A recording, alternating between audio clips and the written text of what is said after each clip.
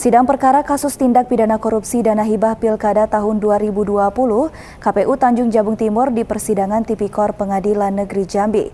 Dengan agenda pemeriksaan saksi, jaksa hadirkan saksi bernama Ratna dari toko buku, tempat di mana bendahara KPU membeli barang ATK.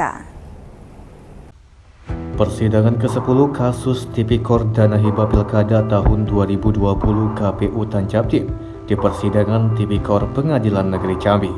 Atas terdakwa Nurholis serta 3 pejabat KPU lainnya, yaitu Sumardi, Sekretaris KPU, Hasbullah Bendahara KPU, dan Mardiana selaku pejabat penandatangan surat perintah pembayaran.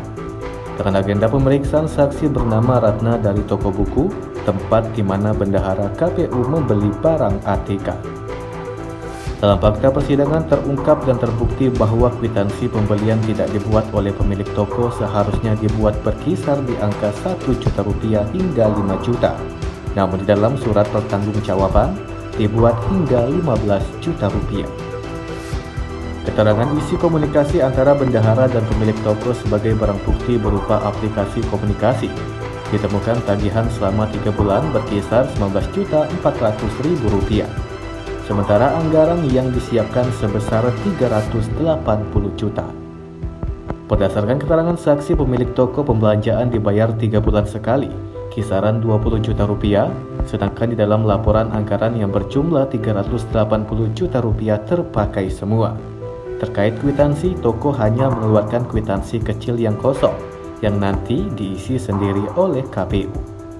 Dalam persidangan ditemukan bahwa ketika ada kebutuhan untuk keperluan KPU Tanjung Jabung Timur, staf mengambil barang di toko dan membayar secara berkala, di mana seharusnya dalam pengelolaan keuangan negara dalam bentuk barang dan jasa harus ada kontrak atau perjanjian antara KPU dengan toko tersebut. Agenda sidang hari ini kami menghadirkan saksi dari pemilik toko buku, tempat di mana bendahara atau KPU membeli barang.